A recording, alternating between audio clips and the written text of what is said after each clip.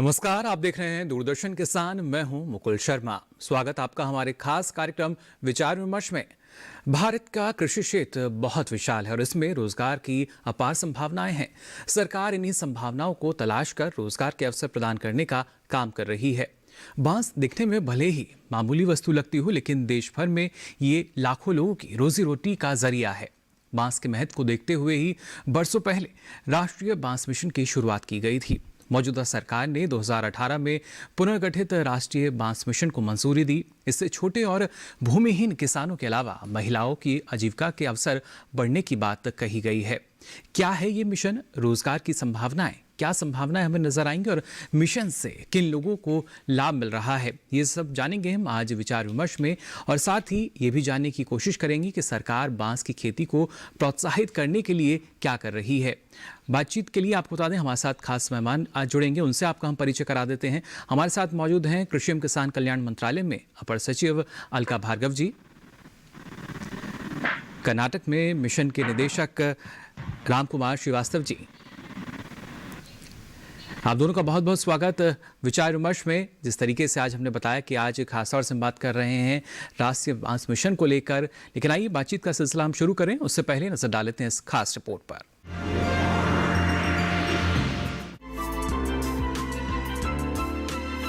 पुनर्गठित राष्ट्रीय बांस मिशन का उद्देश्य संपूर्ण मूल्य श्रृंखला बनाकर उद्योग के साथ किसानों का कारगर संपर्क स्थापित करना है। सरकार का मानना है कि इस मिशन से बांस क्षेत्र का संपूर्ण विकास सुनिश्चित हो सकेगा। इस योजना से प्रत्यक्ष और अप्रत्यक्ष रूप से किसानों, स्थानीय दस्तकारों और बांस क्षेत्र में काम कर रहे दूसरे लोगों को फायदा मिल रहा है। इसके तहत करीब 1 लाख हेक्टेयर क्षेत्र को पौधरोपण के अंतर्गत लाने का प्रस्ताव किया गया था। उम्मीद है कि पौधरोपण से 1 लाख किसान लाभान्वित होंगे। मिशन उन राज्यों में ध्यान देगा जहां बांस के सामाजिक, कारोबारी और आर्थिक लाभ हैं। इन राज्यों में पूर्वोत्तर, ओडिशा, बिहार, झारखंड, मध्य प्रदेश, महाराष्ट्र और छत्तीसगढ़ के अलावा उत्तराखंड और गुजरात भी शामिल हैं। साथ ही आंध्र प्रदेश, तेलंगाना, कर्नाटक, तमिलनाडु और केरल में बांस की अच्छी खेती होती है। शुरुआत में मिशन ने 4000 उत्पाद विकास इकाइयां स्थापित करने का लक्ष्य रखा था। इस तरह ये मिशन न सिर्फ किसानों की आय बढ़ाने का काम करता है, बल्कि कुशल और अकुशल दोनों क्षेत्रों में प्रत्यक्ष या अप्रत्यक्ष रूप से रोजगार उपलब्ध कराने में भी सहायक है। राष्ट्रीय बांस मिशन गुणवत्तापूर्ण पौधरोपण के प्रचार, उत्पाद विकास और मूल्य वर्धन पर एक साथ बल देता है। इसमें प्राथमिक प्रसंस्करण और शोधन, सूक्ष्म, लघु और मंझोले उद्यम, उच्च मूल्य के उत्पाद, बाजार और कौशल विकास शामिल हैं। तो ये रिपोर्ट आपने देखी और जाना कितना महत्वपूर्ण है राष्ट्रीय बांस मिशन। खासतौर से छोटे और मझोले किसानों की जब हम बात करते हैं या कृषि में आत्मनिर्भरता की बात कही जाती है, उस नज़रिए से भी काफ़ी महत्वपूर्ण है। लेकिन सबसे पहले अलका जी, आपसे हम जानना चाहेंगे किस तरीके की जो आवश्यकता है वो यहाँ पहले महसूस की गई और क्या महत्व आप इसका देखती हैं इस मिशन का? जैसे आपने बिल्कुल सही कहा है, इसमें एक्चुअली बांस का इतना ज़्यादा पोटेंशियल है अपने देश में। जो ग्रामीण क्षेत्र हैं उनकी इकोनॉमी को स्ट्रेंथन करने के लिए, और तो इसीलिए जो इनफैक्ट जो ये शुरुआत हुई है, जो पुनर्गठित बांस मिशन आया है, ये जो इंडियन फॉरेस्ट एक्ट का जो अमेंडमेंट हुआ था, जिसमें बांस को पेड़ की डेफिनेशन से हटा दिया गया था, तो उससे बहुत बड़ा एक प्रोत्साहन मिला है कि किसान ये वन क्षेत्रों के बाहर किस तरह ये बांस लगाया जाए। तो उसके तुरंत उसके बाद ही जैसे 2018 में ये हमारा पुनर्गठित मिशन लॉन्च हुआ, जिसमें जो एंड टू एंड इसका डेवलपमेंट की बात करी गई है। जैसे पहले जो बांस मिशन 2005-6 से शुरुआत हुई थी, तो उसमें ज्यादातर बांस लगाने की बात थी, रोपण की बात थी और कुछ हद तक प्रोडक्ट डेवलपमेंट और मार्केटिंग की बात थी। लेकिन अब जो है मिशन, ये है तो एंकर्ड हमारे कृषि मंत्रालय में, लेकिन क्योंकि इसमें बहुत कड़ियां हैं, प्लांटेशन भी है, नर्सरी भी है, प्रोडक्ट डेवलपमेंट है, मार्केट एक्सेस है, तो इसमें करीब 1 दर्जन मंत्रालय और डिपार्टमेंट्स जुड़े हुए हैं और सब लोग अपने अपने जो एलोकेशन ऑफ बिजनेस है उसके हिसाब से इसमें कंट्रीब्यूट कर रहे हैं। तो इसके लिए सबसे जरूरी बात, चेंज ज्यादा आया है पिछले मास मिशन से कि इसमें जो धुरी है वो इंडस्ट्री को लेना है या मार्केट को लेना है। तो जो भी मार्केट की जरूरत है, जो प्रोडक्ट उनको चाहिए, उससे बैकवर्ड्स हमको लिंक करना है कि उस प्रोडक्ट के लिए स्पीशीज कौन सी चाहिए और उसकी क्या एज होना चाहिए, कैसे हार्वेस्टिंग होना चाहिए, कैसे सप्लाई कर रहे हैं हम इंडस्ट्री को। तो इस धारणा से ये चला है और इसके लिए हम लोग ने 10 मेन जो कमर्शियली इंपॉर्टेंट स्पीशीज हैं उनको चिन्हित करा गया है और इन स्पीशीज का जो गुणवत्ता युक्त प्लांटिंग मटेरियल मिले, तो उसके लिए हम लोग सबसे पहले इस लॉन्च के बाद हम लोग ने एक नर्सरी गाइडलाइंस निकाली कि क्योंकि आजकल बांस का बहुत ज्यादा प्रचलन हो गया है देश में, तो हम लोग को ये बिल्कुल पक्का करना था कि किसानों को जो प्लांटिंग मटेरियल मिल रहा है वो एकदम अच्छे गुणवत्ता का हो और आइडेंटिफाइड स्पीशीज का हो। क्योंकि जैसे हम लोग सब जानते हैं जो बांस के जो बीज होते हैं या जो उनका 1 साल का भी पौध होती है, उसमें आप डिफरेंशिएट नहीं कर सकते कि ये किस स्पीशीज का है। तो इसलिए ये सबसे पहला जरूरी काम है और स्टेट गवर्नमेंट्स भी इसमें आगे बढ़ के आई हैं कि जितनी भी नर्सरीज हैं स्टेट गवर्नमेंट में, चाहे वो सरकारी हो चाहे प्राइवेट सेक्टर की हो, उनको डॉक्यूमेंट करें और उनको थोड़ा सा चेक करें कि उनका जो प्लांटिंग मटीरियल है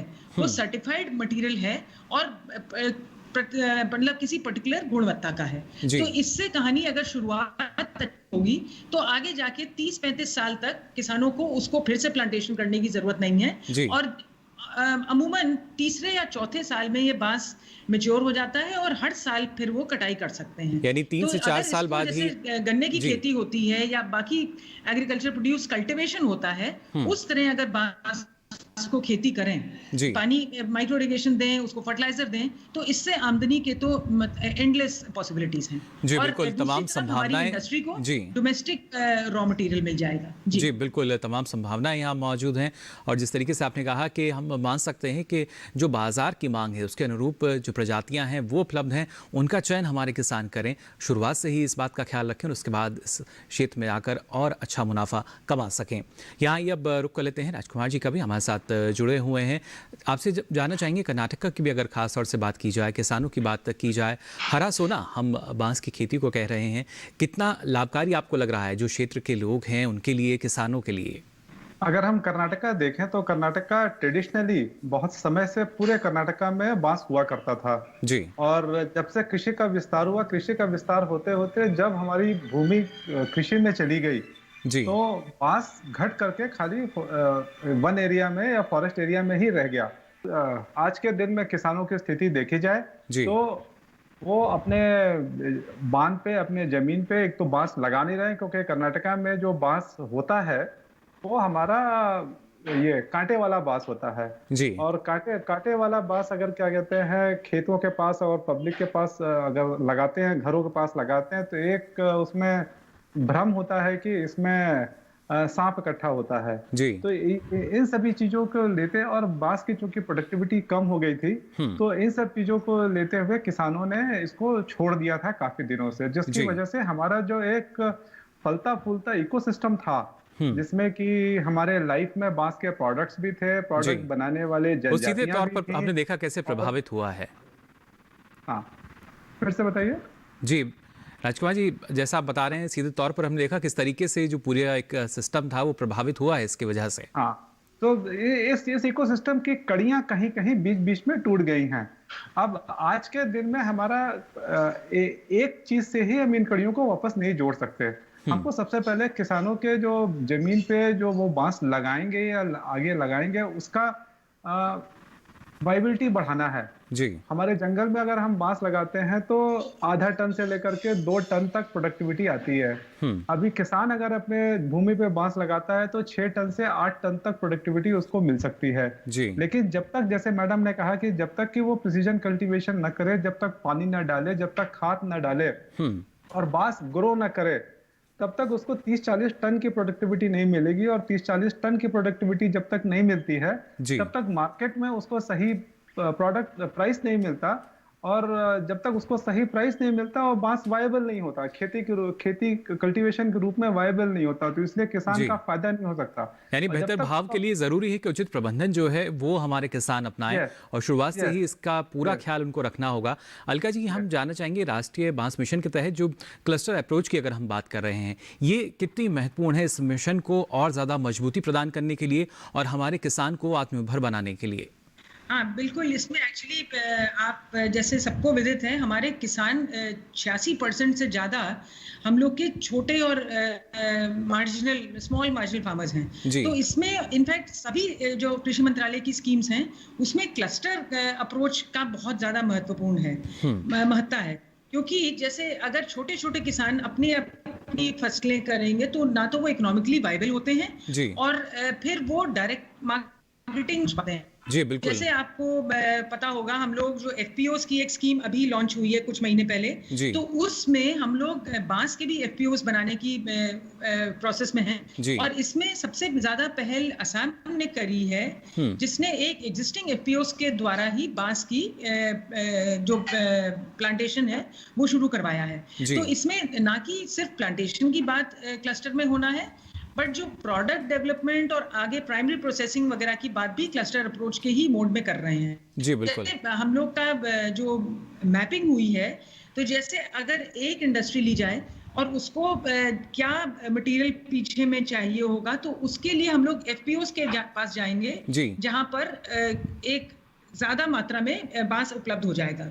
बिल्कुल। यहाँ राजकुमार जी, आपसे भी हम समझना चाहेंगे, जो प्रसंस्करण की अपार संभावनाएं हमें नजर आती हैं, किसानों को अगर देखा जाए उनमें किस तरह का रुझान आप देखते हैं, या जानकारी लेने की जो एक जिज्ञासा किसानों की रहती है, कौन से क्षेत्र में ज़्यादा है जब हम बांस की बात कर रहे हैं? तो अब अगर हमारा कर्नाटका स्टेट आप देखें तो हमारे यहाँ पे किसान काफी प्रगतिशील है, और चूंकि हमारा स्टेट वैसे भी आईटी का हब रहा है, हमारे यहाँ कनेक्टिविटी सभी जगह बड़ी अच्छी है, तो अधिकतर हमारे किसान किसी न किसी यूनिवर्सिटी से या किसी न किसी व्हाट्सएप ग्रुप से काफी जागरूक हैं और काफी जुड़े हुए हैं। तो जैसे ही समाज में हम कोई नई टेक्निक लाते हैं, कोई नया प्रोडक्ट लाते हैं, या कोई ऐसा नया क्रॉप लाते हैं जिसका एक्सपेरिमेंटेशन करना है या उसको उगाना है, तो ढेर सारे किसान उसको आगे आकर के अपनाने के लिए हमेशा तैयार रहते हैं।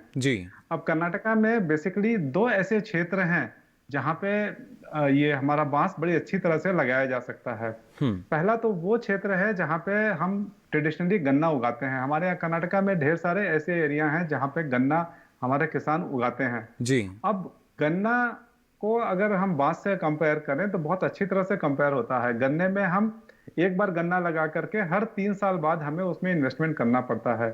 बांस में इन्वेस्टमेंट उतना ही है, गन्ने का हर 3 साल में हमको इन्वेस्टमेंट करना है। बांस को एक बार लगा दिया, 3 साल मेंटेन किया, उसके बाद पूरे लाइफ उसके 40-50 साल तक तो कोई इन्वेस्टमेंट नहीं करना है, खाली आपको उसमें से उपज लेनी है, और ये उपज ऑलमोस्ट गन्ने में जितना पैसा आपको मिलेगा उसी के बराबर होता है। तो इस तरह से हमें किसानों को समझाने में बड़ा आसानी होता है, क्योंकि वो गन्ना उगाते हैं और अगर उनको बांस में कन्वर्ट करना है तो उनको समझने में बड़ी आसानी होती है, नंबर 1। नंबर 2, हमारे यहाँ ओवर इरिगेशन से काफी क्षेत्रों में ज्यादा इरिगेट कर करके, फ्लड इरिगेशन से हमारी भूमि अल्कलाइन हो गई है, और इस अल्कलाइन भूमि में गन्ना नहीं उग सकता।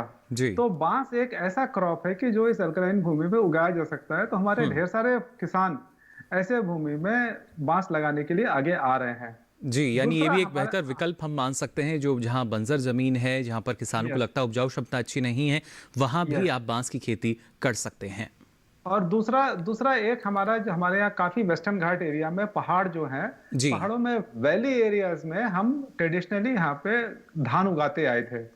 अब इन एरियाज में धान उगाना अब फायदेमंद नहीं रह गया है, और धान उगाने की लागत ज्यादा लगती है। तो ऐसे क्षेत्रों में अगर हम बांस उगाते हैं तो बांस से पहले तो हमको उपज उतना ही मिलेगा, फायदा हमको काफी होगा। दूसरे साथ साथ ये पानी का भी कंजर्वेशन करने में काम आता है। इसकी जड़ें छिछली होती हैं और पानी को भी कटाव करने से रोकता है। तो इकोलॉजिकली भी काफी फायदेमंद होता है, और इकोनॉमिकली भी फार्मर के लिए एक अच्छा ऑप्शन है पहाड़ों में भी। तो हमारे किसान पहाड़ों में प्लस ऐसे एरिया में जहाँ पे इरिगेशन है, जहाँ पे वो गन्ना उगा रहे थे, जहाँ पे वो ऑल्टरनेट वो ढूंढ रहे हैं, ऐसे जगहों पे हमारे किसानों को हम बांस लगाने के लिए प्रेरित कर रहे हैं। जी बिल्कुल। नंबर 2, हमारे यहाँ पे कर्नाटका में काफी फार्मर्स प्रोड्यूसर ऑर्गेनाइजेशंस हैं जो कि फार्मर संगठित रूप में खेती कर रहे हैं। जैसे कि हमारे यहाँ चंडी हुआ बोलते हैं गेंदे का फूल, तो गेंदे के फूल की खेती करने वाले हमारे यहाँ फार्मर प्रोड्यूसर ऑर्गेनाइजेशन है, जिसमें कि आप जमीन के लेवल पे खेती करते हैं और बांधों पे आप कोई भी चीज उगा सकते हैं। तो ऐसे में वो एरियाज के एफपीओज जहाँ पे फूलों की खेती कर रहे हैं, ऐसे लोग सामने आए हैं और बांस उगाने के लिए हमारे पास आए हैं। और इसी के साथ ही विचार विमर्श में फिलहाल यहाँ वक्त चला एक छोटे से ब्रेक का। आप बने रहिए दूरदर्शन किसान पर।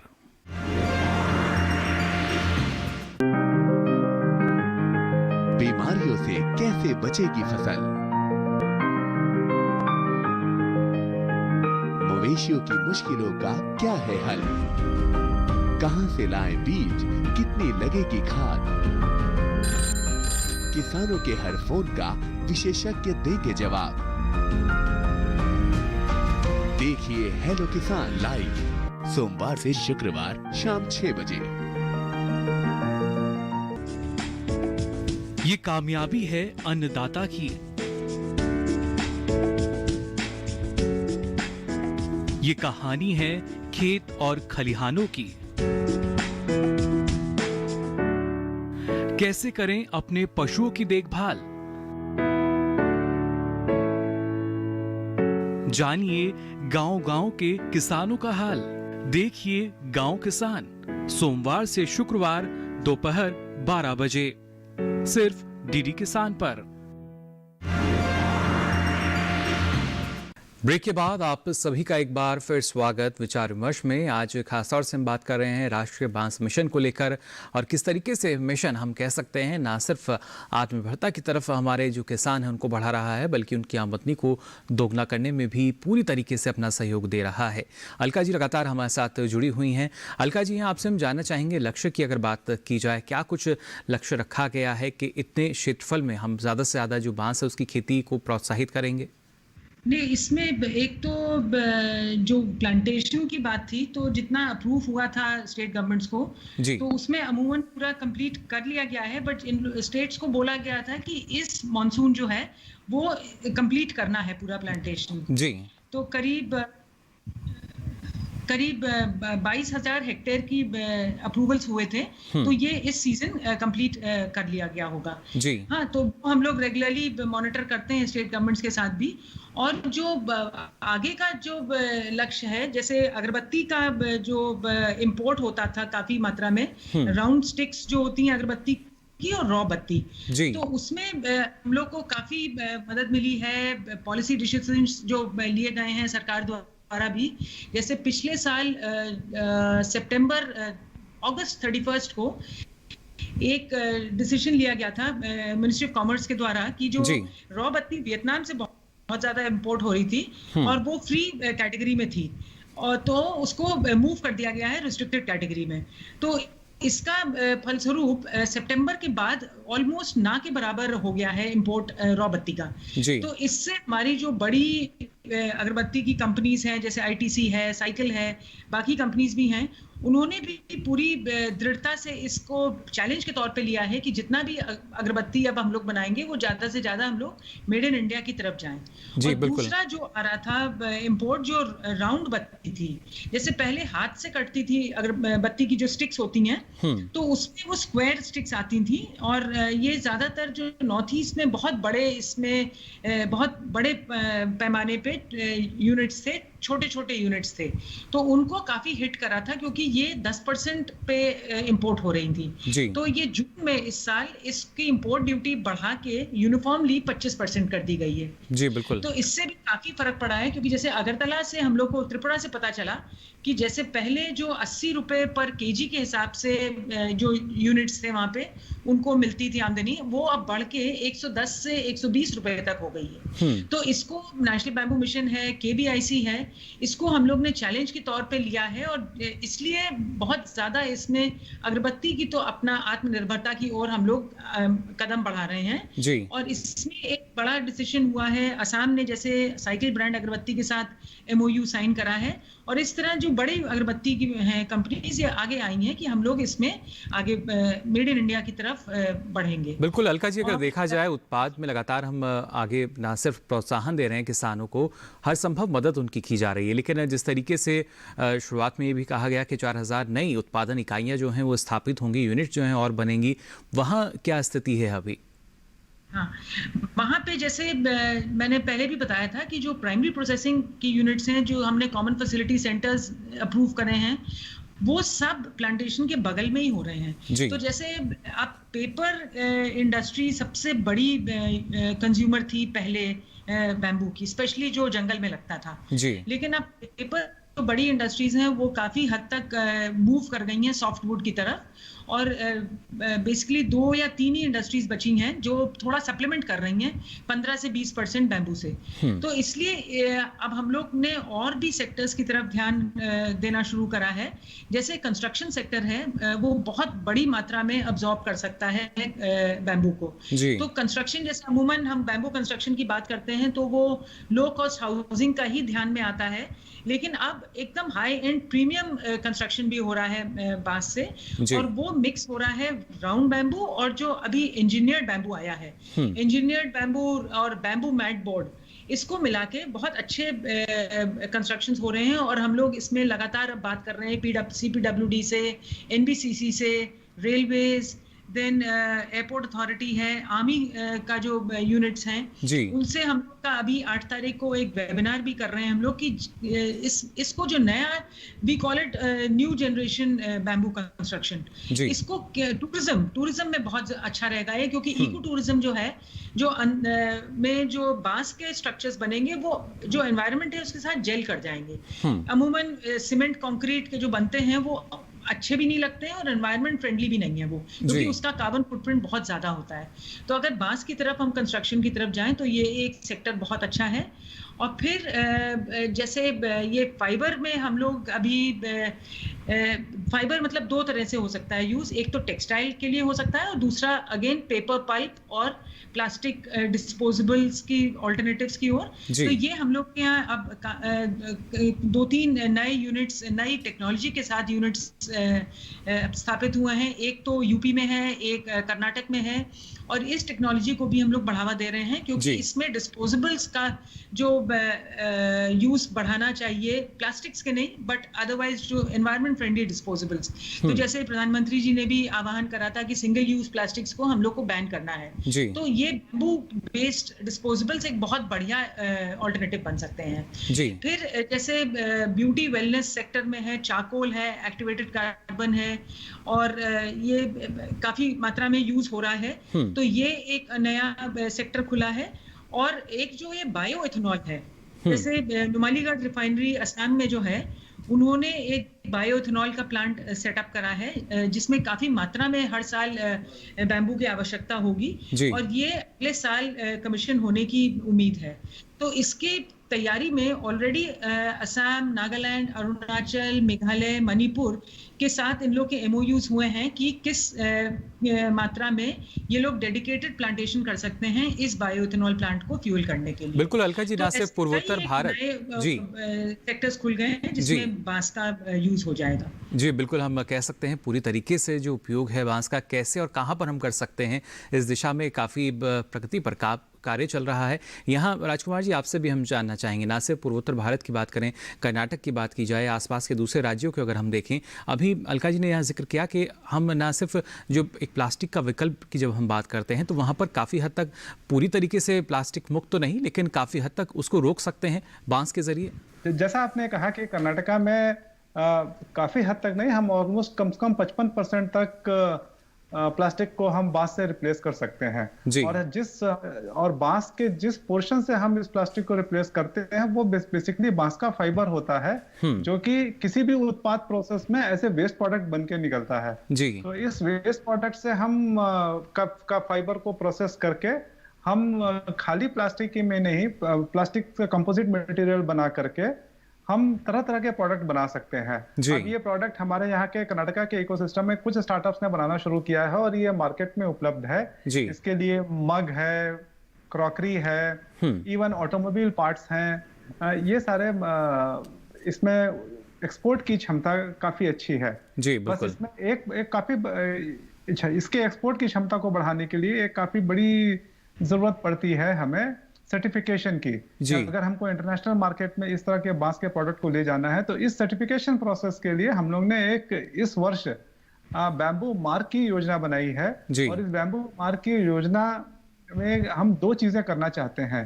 पहली, एक तो किसान के अगर जमीन से बांस उग करके किसी भी प्रोडक्ट में जा रहा है तो उसका कंप्लीट चेन ऑफ कस्टडी, और किसान के क्षेत्र का एफएससी सर्टिफिकेशन। तो एफएससी सर्टिफिकेशन और चेन ऑफ कस्टडी इस बैम्बू मार्क के थ्रू हम देंगे, जैसे कि हमारा कोई भी एंटरप्रेन्योर अगर कोई प्रोडक्ट बना रहा है पूरे देश में कहीं पर भी, और अगर किसान के जमीन से मटेरियल निकल रहा है तो उसका सर्टिफिकेशन अंतर्राष्ट्रीय लेवल पे बड़ा आसान हो जाता है और सर्टिफिकेशन की वजह से उसका मूल्य उससे ज्यादा अच्छा मिलता है। जी बिल्कुल। अलका जी, आपसे भी इस बारे में जानकारी लेना चाहेंगे। बैम्बू मार्क की अगर बात की जाए तो उसके जरिए एक पहचान जो है वो दिलाने की पूरी कोशिश की जा रही है, जिसको लगातार लेकर कोशिशें होती रहीं कि अगर एक पहचान इस तरह की मिलेगी। बैम्बू मार्क जो है अब हमारे पास है, जिसके जरिए किसानों का भी रुझान बढ़ेगा, प्रोत्साहित लगातार उनको किया जा रहा है। जी, इसमें इनफैक्ट जैसे मैं थोड़ा संदर्भ लेना चाहूंगी जो पिछले महीने माननीय मंत्री जी, कृषि मंत्री जी ने जी बिल्कुल लॉन्च करे थे। 22 बांस के क्लस्टर लॉन्च करे थे 9 राज्यों के लिए। और ये राज्य थे गुजरात, मध्य प्रदेश, महाराष्ट्र, उड़ीसा, असम, नागालैंड, त्रिपुरा, उत्तराखंड और कर्नाटक। तो हम लोग ये क्लस्टर्स इसी दिशा से बनाए गए हैं और बाकी प्रदेश भी इसमें आएंगे कि एक तरफ तो हमारा इंडस्ट्रियल प्रोडक्ट्स हैं जो जैसे मैंने कहा था कंस्ट्रक्शन का जो नया बैम्बू और इंजीनियर्ड बैम्बू वगैरह आएगा, लेकिन साथ ही साथ जो हमारे ट्रेडिशनल आर्टिजन्स हैं, जो हमारे जो कारीगर हैं जिनका बहुत सदियों से पीढ़ी दर पीढ़ी हुनर है उनके कला में, तो उसको भी हम लोग थोड़ा सा लुप्त ना होए उसकी दिशा में काम करने के लिए ही ये बैम्बू क्लस्टर्स बनाए गए हैं कि जो जैसे फॉर एग्जांपल कर्नाटक में ही मेदार कम्युनिटी जो है उन लोग का जो बास्केट बनाते हैं उसकी वीविंग का एक बहुत टिपिकल और बहुत यूनिक सा स्टाइल है, लेकिन जो वो सामान बनाते हैं उसका जो मार्केट है बड़ा ही लिमिटेड है, सीमित है, तो उसमें उनको उतनी आमदनी नहीं होती है। तो इसीलिए इन आर्टिजन्स को जो आज के कंटेम्प्रेरी मार्केट हैं, जो एनजीओज हैं जो होम डेकोर में काम करते हैं, उनके साथ जोड़ा गया है कि फॉर एग्जाम्पल अगर बास्केट वीविंग है तो उसको हम लैम्प भी बना सकते हैं, उसको प्लांटर्स बना सकते हैं, उसको तरह तरह की चीजें बना सकते हैं जिससे मार्केट में वो उसको रिटर्न्स ज्यादा मिलेंगे। जी बिल्कुल। तो ये इसी दिशा से करा गया है कि जो अगली पीढ़ी है वो भी अपनी जो पारिवारिक ट्रेडिशंस हैं उसमें बने रहें और जिससे कि हमारी ये जो भारत की जो संस्कृति है ये लुप्त ना हो। तो इसलिए दोनों को हम लोग बैलेंस करके चल रहे हैं। और इसी तरह आप पूर्वोत्तर राज्यों में देखेंगे जैसे उनके जो मछली पकड़ने के औजार हैं और जैसे खेती करते हैं तो हैट्स हैं, बहुत सुंदर फाइन वीविंग होती है, लेकिन उनका फिर लिमिटेड मार्केट है। तो इसीलिए जैसे नागालैंड, मणिपुर, सिक्किम, असम, इन सब में जोड़ा गया है जो नए डिजाइनर्स हैं उनको ये जो पुरानी कला है हमारी उनको नए मार्केट के हिसाब से ब्रांडिंग बहुत जरूरी है और पैकेजिंग बहुत जरूरी है। हर प्रोडक्ट के साथ एक छोटी सी कहानी जुड़ी हुई होती है कि ये फॉर एग्जांपल ये जो हमारी बोडो ट्राइब है असम की, उनकी महिलाओं ने इसको बनाया, तो उससे एक बहुत पारंपरिक हमारी जो भारतीय संस्कृति है उससे जुड़ेंगे, तभी इसमें बाजार में भी आ पाएंगे और एनवायरनमेंट फ्रेंडली के हिसाब से ये हमारे बाजार में आएगा। अलका जी, हम मान सकते हैं कि जो सांस्कृतिक विरासत है, जी सांस्कृतिक विरासत छोटा सा आपको दूंगी इसमें कि जो हमारी जो NBM जो नेशनल बैम्बू मिशन की साइट है उस पे क्योंकि दिवाली आने वाली है तो हम लोग ने उस पे एक लिंक बनाया है ग्रीन आइडियाज करके। उसमें भारतवर्ष के प्रत्येक प्रांत से जो दिवाली के टाइम हम लोग जो लाइट्स की लड़ी बनाते लेते हैं या एक दूसरे को गिफ्ट करते हैं, तो उसमें कई सारे उसमें प्रोडक्ट्स पड़े हैं हमारी साइट पे जिसमें आप ऑनलाइन खरीद सकते हैं या फोन से अपना ऑर्डर बुक कर सकते हैं। तो हम अपने श्रोतागण जो DD किसान के हैं उनसे मैं आह्वान करूंगी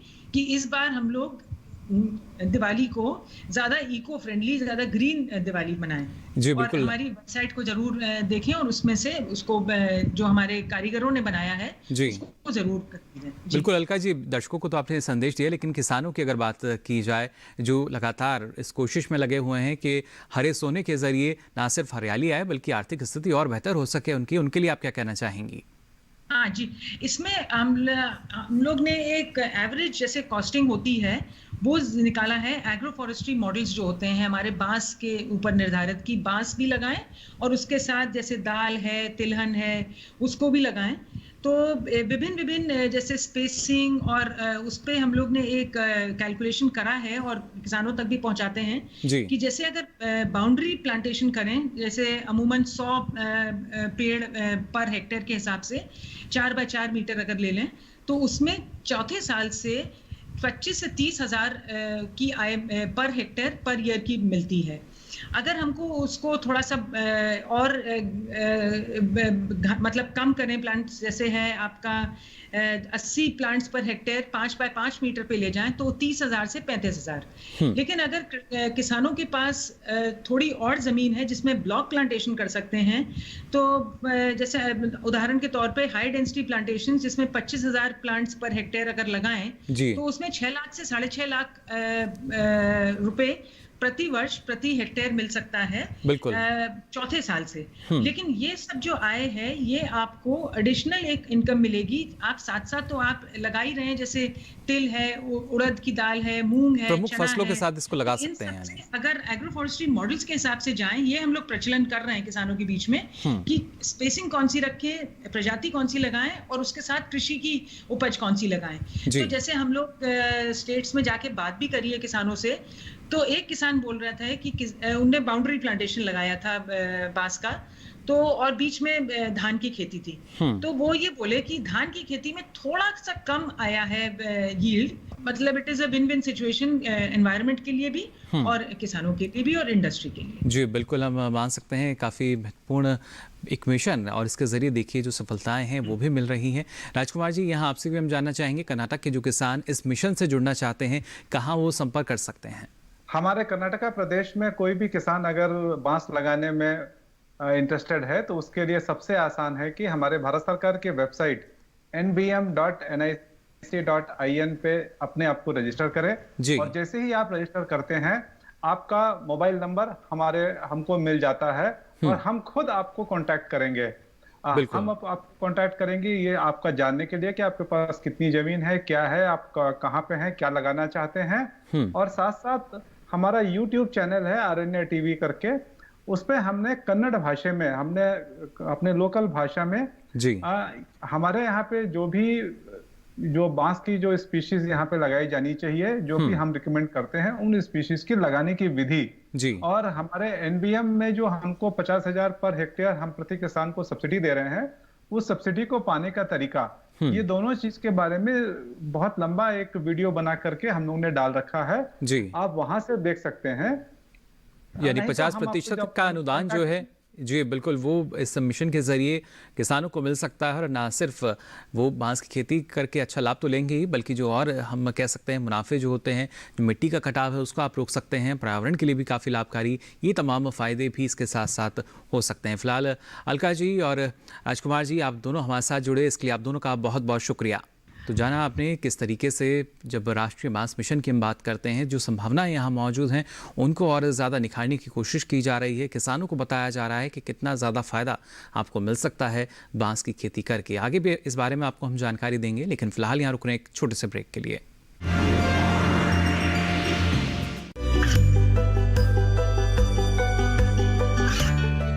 गांवों और पिछड़े क्षेत्रों में सरकारी योजनाओं की जानकारी पहुंचा।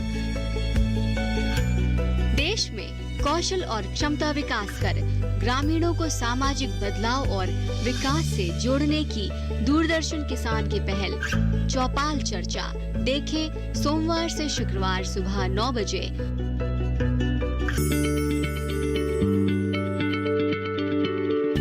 क्या आप किसी बीमारी से परेशान हैं?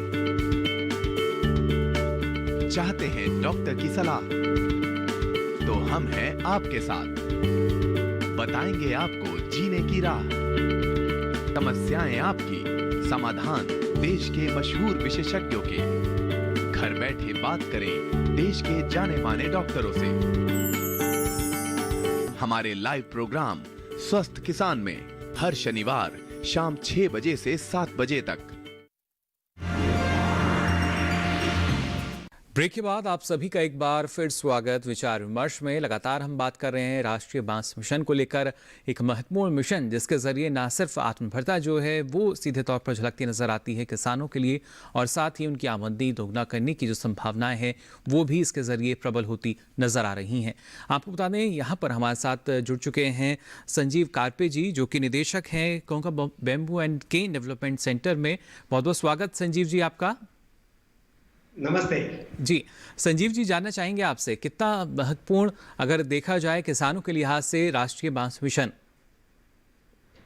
देखिए कि आजकल किसानों के सामने सबसे बड़ी समस्या ये है कि जो एटमॉस्फेयर में इरेटिक चेंजेस होते जा रहे हैं, उनका जो एग्जिस्टिंग क्रॉप है वो बार बार फेल होते जा रहा है।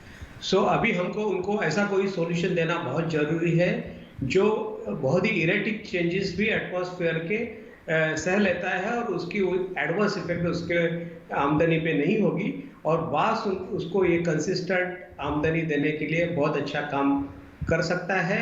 और ये काम हमने हमारे रीजन में महाराष्ट्र में सिंधु डिस्ट्रिक्ट में करके दिखाया है जी। बहुत सारे फार्मर बांस को ग्रो कर रहे हैं और अच्छा पैसा कमा रहे हैं। बिल्कुल संजीव जी, ना सिर्फ बांस का उत्पादन करना बल्कि इसके साथ साथ जो प्रसंस्करण है वहाँ भी अपार संभावनाएं हमें नजर आती हैं, और अपने मुनाफे को बढ़ाने के लिए ना सिर्फ लागत कम करनी बल्कि प्रसंस्करण क्षेत्र की तरफ आगे बढ़ना होगा। सरकार लगातार इसको प्रोत्साहित कर रही है।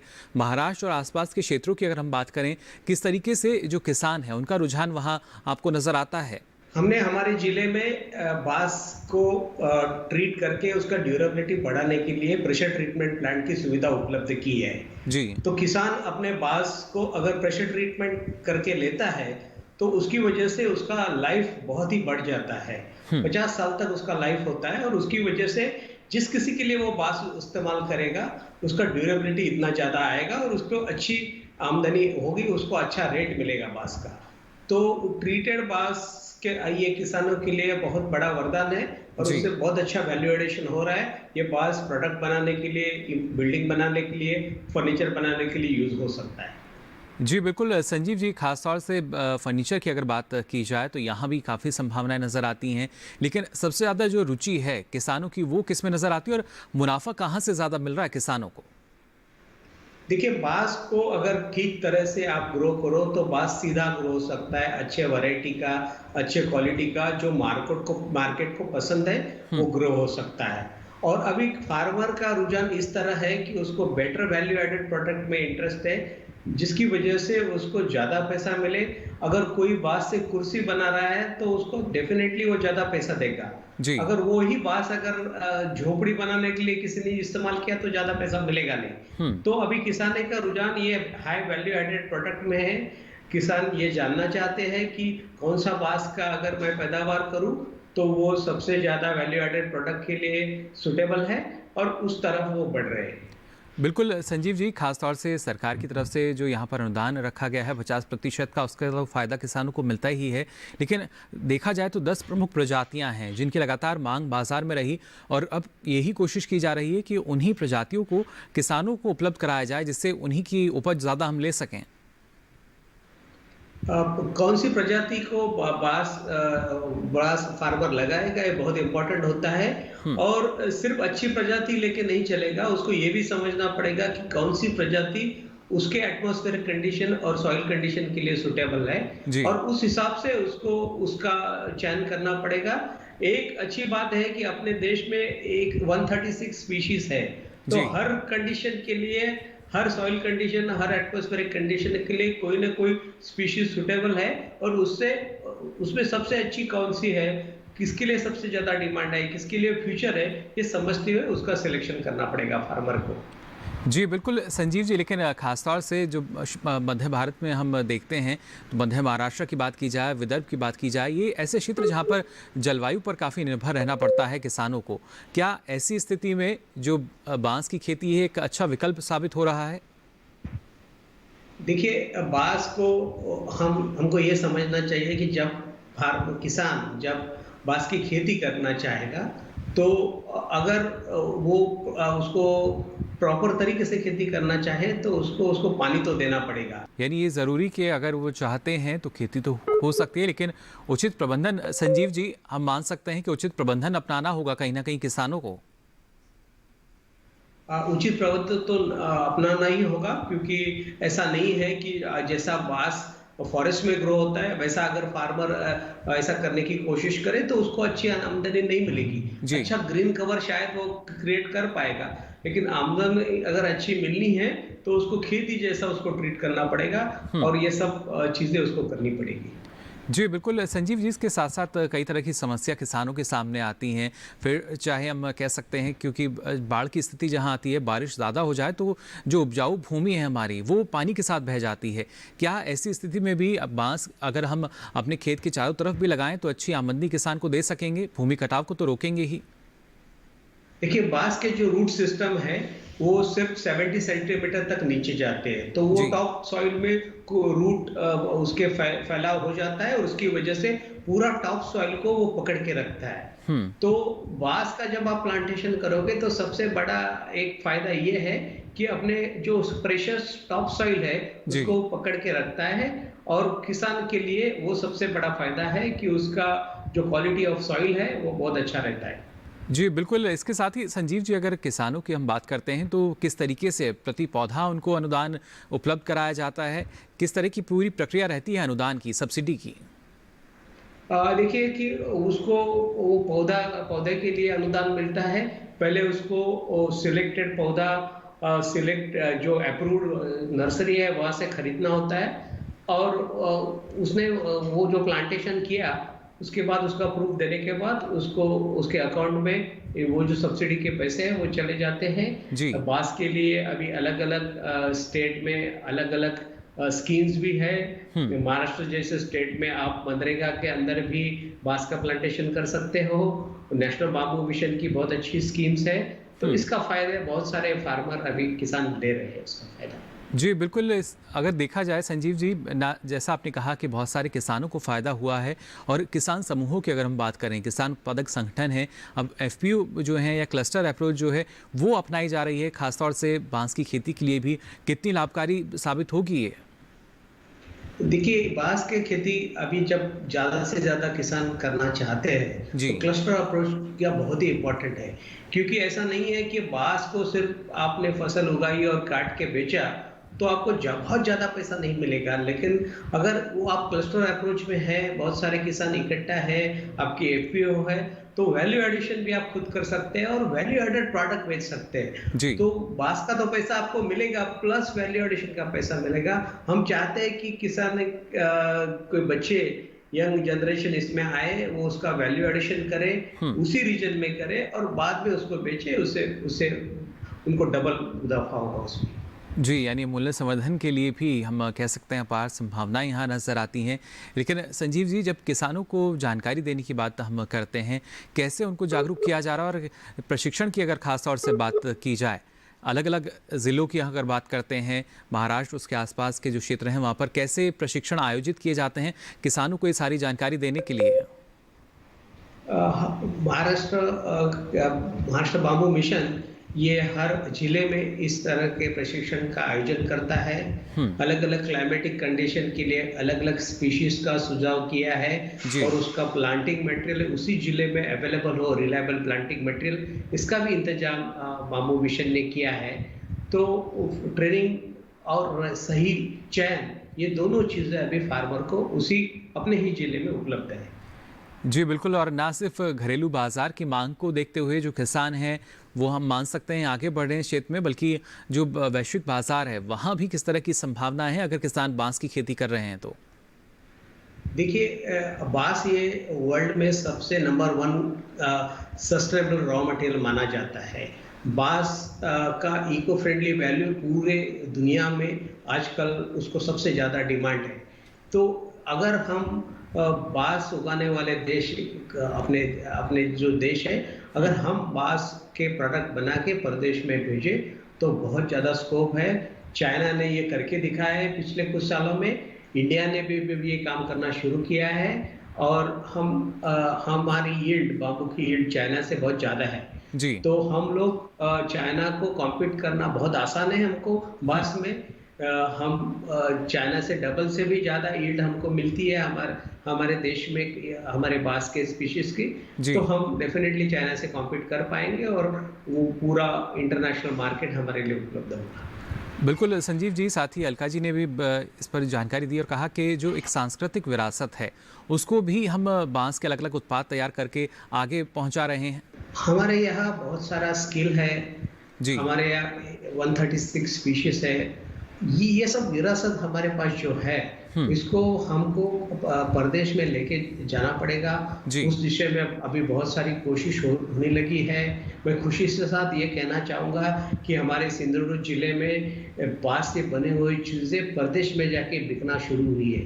पिछले 2 साल से मालदीव जैसे कंट्रीज में वहाँ के रिसोर्ट के लिए अच्छे अच्छे बिल्डिंग्स बनाना, उनके प्रोडक्ट बनाना, ये काम हमारे किसान और आर्टिजन भाई अभी से करने लगे हैं। पिछले 2 साल से ये काम हो रहा है और इससे ये बात प्रूव होती है कि हमारा प्रोडक्ट ये ग्लोबली कॉम्पिटिटिव भी है। हम प्राइस में और क्वालिटी में बाकी सब कंट्रीज से अच्छा काम कर सकते हैं और इसका फायदा अभी देश में बाकी सब एरिया में भी किसान ने लेना चाहिए। जी बिल्कुल। इसके साथ ही संजीव जी, अगर हम बात करते हैं उत्पादन इकाइयों की, अगर प्रोसेसिंग यूनिट को देखा जाए, एक किसान उपज तो अच्छी ले रहा है लेकिन जब यहाँ पर अगर हम कह सकते हैं प्रसंस्करण इकाई उसके नज़दीक नहीं है तब शायद दिक्कत बढ़ जाती है। ऐसे में क्या कुछ प्रावधान किए गए हैं? अभी ये कोशिश हो रही है कि हर जिले में कम से कम एक प्रेशर ट्रीटमेंट प्लांट जहाँ बांस का ट्रीटमेंट अच्छी तरह से हो, इसकी फैसिलिटी क्रिएट की जा रही है बाम्बू मिशन के तहत। हमारे महाराष्ट्र में बहुत सारे जिले में इसका काम ऑलरेडी हो चुका है, बाकी सब जिले में वो हो रहा है। तो किसान को अभी उसके ही जिले में बांस का ट्रीटमेंट करने का फैसिलिटी मिलेगा और उसके वैल्यू एडिशन के लिए बहुत सारे ट्रेनिंग की अरेंजमेंट की गई है। महाराष्ट्र में तो स्पेशल ट्रेनिंग करने के लिए एक इंस्टीट्यूट को सेटअप किया गया है बाम्बू मिशन के तहत और उसकी वजह से अभी किसान के बच्चे इसमें ट्रेन हो सकते हैं, अच्छे आर्टिजन बन सकते हैं और वो वैल्यू एडिशन वो अपने ही गांव में, छोटे छोटे गांव में कर सकते हैं। उसको शहर में जाके नौकरी करने की जरूरत नहीं पड़ेगी।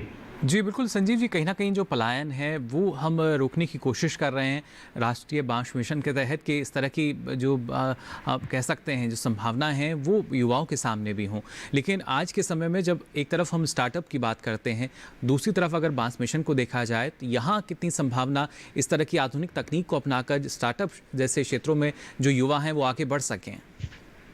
देखिए, हम देखते हैं कि ज़्यादातर ये स्टार्टअप या कोई नए एंटरप्रेन्योर ये शहरी भाग में ज़्यादा आगे आते हैं। लेकिन बांस के साथ काम करने का एक एडवांटेज ये है कि बांस का कोई प्रोडक्ट का जो यूनिट है उसको बहुत सारी जगह लगती है और उसको बहुत सारा मैन पावर भी लगता है और बहुत सारा रॉ मटेरियल भी लगता है और ये तीनों चीज़ें आपको गाँव में, छोटे गाँव में ज़्यादा मिलेगी और इसलिए बांस से रिलेटेड कोई एंटरप्रेन्योरशिप जो है, जो कोई स्टार्टअप है, वो छोटे गांव में ज्यादा सक्सेसफुल होने का संभावना है और ये अपने देश के लिए यूनिक एडवांटेज है। ऐसा मैं मानता हूं कि अभी गांव के बच्चों को शहर में जाने की कोई जरूरत नहीं है। अगर वो बांस के साथ काम करता है तो उसको बहुत सारा जमीन, बहुत सारा बांस और बहुत सारे आदमी लगेंगे और ये सब चीजें उसको गाँव में मिलेंगी। जी बिल्कुल। लेकिन ज़्यादा से ज़्यादा जो किसान हैं वो राष्ट्रीय बांस मिशन से जुड़ सकें, उससे लाभ ले सकें, इसके लिए क्या कहना चाहेंगे आप किसानों को? देखिए, किसानों ने अभी अपने बच्चे को इसमें बाम्बू के अलग अलग प्रोडक्ट बनाने के लिए जो ट्रेनिंग दिया जा रहा है, उसके टेक्नोलॉजी रिलेटेड ट्रेनिंग दिया जा रहा है, उसमें शामिल होना पड़ेगा। उनके बच्चे अगर ये बात सीख जाते हैं तो किसान उसको वो बांस को उगाएगा, उसका बेटा या उसी गांव का लड़का उसको वैल्यू एडिशन करेगा और इसकी वजह से इसका डबल मुनाफा उनको मिलेगा। वो पैसा गांव में ही रहेगा और गांव के बच्चों को शहर में जाने की जरूरत नहीं पड़ेगी। जी बिल्कुल। यानी एक बड़ा बदलाव हम मान सकते हैं राष्ट्रीय बांस मिशन के तहत, जो अब धीरे धीरे जो बदलाव है नज़र आने भी लगा है। फिलहाल संजीव कारपे जी, आपका बहुत बहुत शुक्रिया हमारे साथ जुड़ने के लिए और इतनी महत्वपूर्ण जानकारी हमारे दर्शकों के साथ साझा करने के लिए। धन्यवाद। तो जाना आज आपने विचार विमर्श में राष्ट्रीय बांस मिशन का जो उद्देश्य है वो क्या रहा और किस तरीके से इस उद्देश्य की प्राप्ति के लिए लगातार हर एक कदम पर हम मान सकते हैं सरकार ने कोशिश की जो किसान हैं, छोटे और मझोले किसान जो हैं, उनको ज़्यादा प्रोत्साहित किया जाए। फिर चाहे बात हम पूर्वोत्तर भारत की करें या इसके साथ साथ दक्षिण भारत में भी जिस तरीके से लगातार बांस की खेती को लेकर बढ़ावा दिया जा रहा है और हाल ही में जो एक नया निर्णय लिया गया कि 9 राज्यों में 22 नए क्लस्टर जो हैं वो बनाए जाएंगे, जिसके तहत ना सिर्फ बांस की खेती को बढ़ावा दिया जाएगा बल्कि मूल्य संवर्धन के लिए भी जो संभावनाएं हैं उनको और ज़्यादा प्रबल करेंगे, जिसके जरिए किसान की आमदनी दुगनी तो होगी ही, साथ ही देश आत्मनिर्भरता की तरफ आगे बढ़ सकेगा। फिलहाल के लिए आज विचार विमर्श में बस इतना ही। दीजिए इजाज़त, नमस्कार।